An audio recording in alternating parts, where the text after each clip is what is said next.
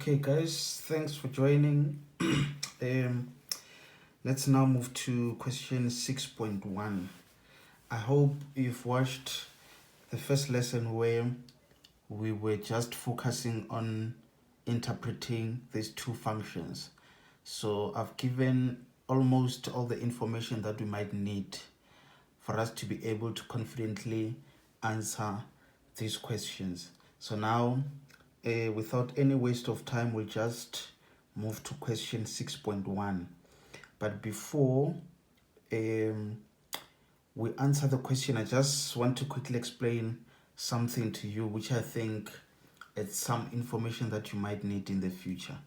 So the question says, show that g of x is equals to negative x squared plus 4x plus 5. Let me just write it down. The question says, show that g of x it's equals to negative x squared plus 4x plus 5. So the question is straightforward. We are required to indicate that g of x is equals to the whole of this.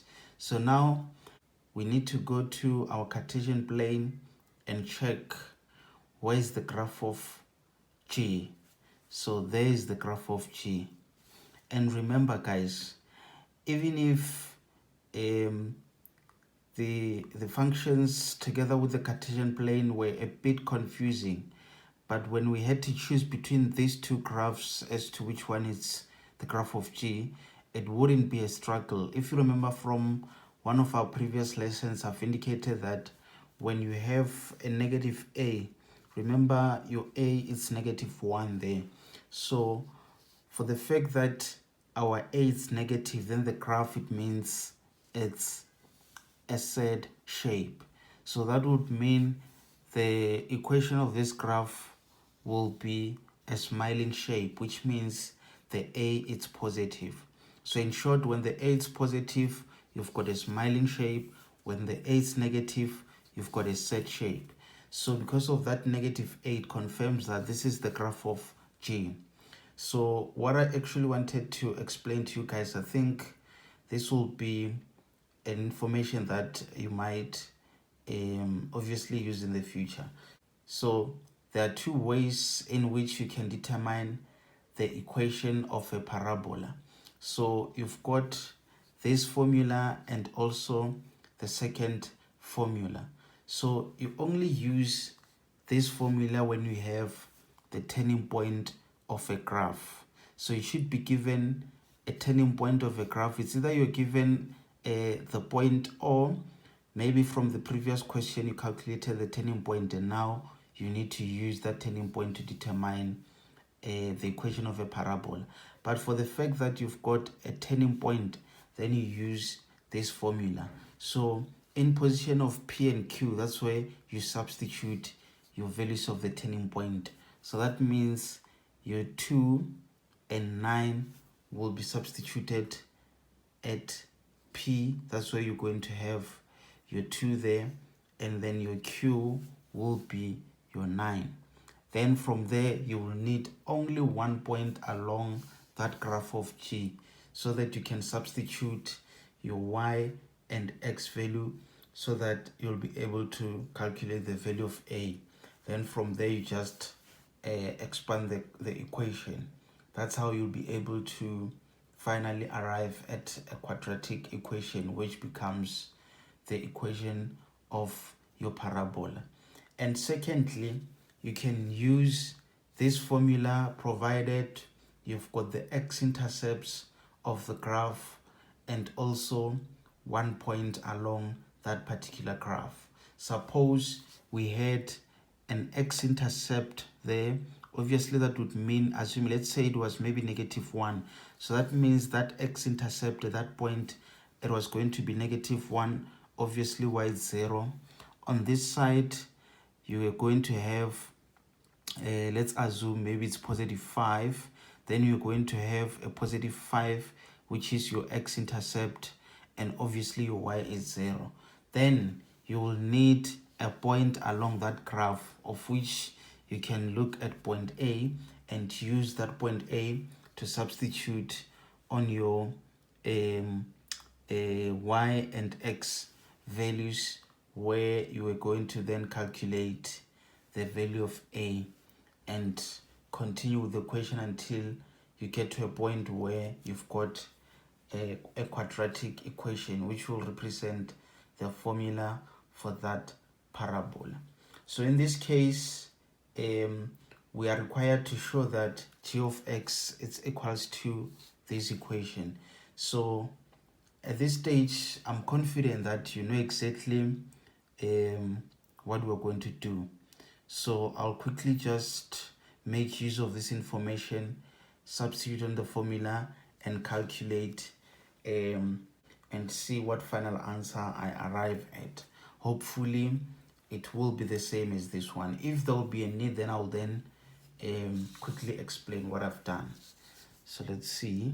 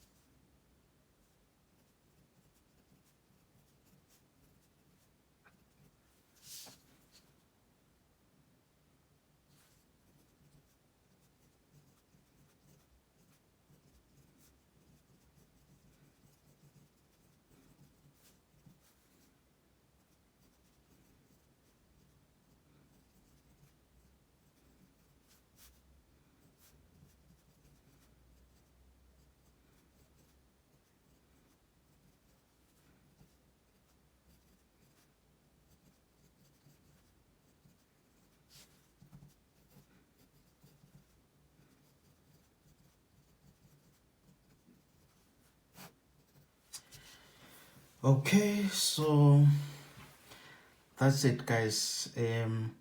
I've managed to show by means of calculations that the graph of g of x is equals to negative x squared plus 4x plus 5.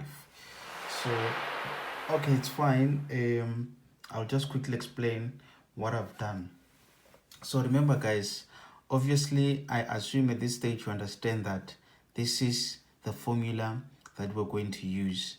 So I've got my C, which is the turning point. The coordinates of C is 2 and 9.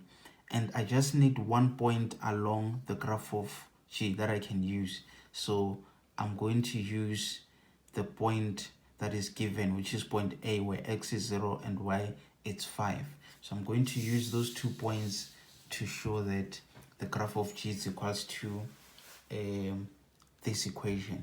So I've got my 2 points. The formula, it's y is equals to a into x minus 2. Remember, which is also an important thing to remember, that your x, it's positive 2. But when you substitute it into the formula, you substitute in the opposite sign. So it's actually 2, but when you substitute it on the formula, you substitute it as negative 2. There, you substitute it as negative 2, close squared, plus 9. So your 9, you substitute it as it is. Then you make use of that point to then substitute on the same equation. So your y is 5, which is equals to your a. So you're now calculating the value of a into 0, which is your x from that second point, minus 2 close squared plus 9. So I just moved 9 to the other side of the equal sign. Then it's 5, which changes the sign, minus 9 is equals 2. You know, into 0 minus 2 close squared, it's equals to 4. So this is 4a, it's that a there. Then 5 minus 9 is minus 4, which is equals to 4a. So your a is equals to minus 1. So now that you've calculated your value of a, you can then use that value to substitute on the original equation there, where your a is minus 1. So I've got my y, which is equals to minus 1 into x minus 2 close squared plus 9. So remember, at this stage I don't need to substitute because I now want to have an equation which is in the form of y and x, and you know your y is actually g of x, is the function of x. So now you proceed by obviously expanding this part where you have 2 of those plus 9. Don't forget the negative sign. So you still have the negative sign. You just multiply, multiply, multiply, multiply. So I assume at this stage you know all of this will result in x squared minus 4x from minus 2x minus 2x, which is minus 4x. Then minus times minus, it's a positive. 2 times 2 is 4 close plus 9. So you just remove the brackets by multiplying by minus 1. So minus 1 times that, it's minus x squared minus 1 changes sign, minus minus 1 times positive 4, it's minus 4, and then you add with that 9. So now you still remain with all of this minus x squared plus 4x. Then you calculate minus 9 plus 9, which is equals to 5. Then that's when you conclude to say your g of x is equals to minus x squared plus 4x plus 5. So I hope it makes sense. I'm not really sure if there's a need to explain beyond what I've explained, but otherwise I think you obviously know at this stage what to do if you've got any other additional questions. Okay, I think let's try to see where we score some marks. So remember, this question, it's allocated, let me check. So I think it's actually allocated 4 marks.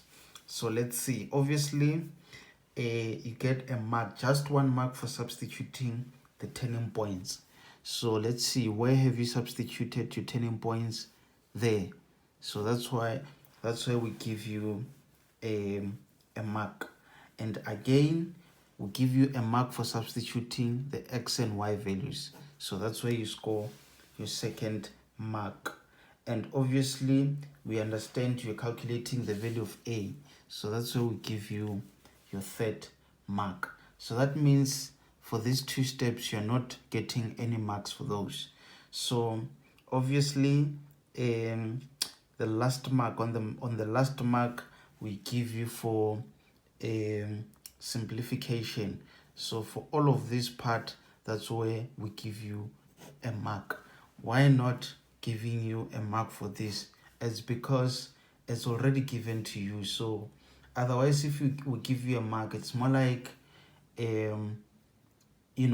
we're giving you a free mark because already we've given you the answer for this question. So we won't give you a mark for giving you this, but then this is what we want to see so that we understand and see exactly how you arrived at that final equation. So by following all of these steps, we can see that will lead you to this g of x. So that's how you score your 4 marks. So I think now we can move to question 6.2.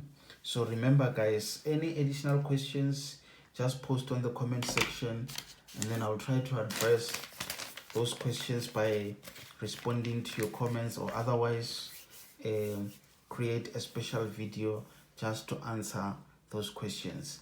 And everything will depend on the volume of your questions, and again on the level of complexity of your questions.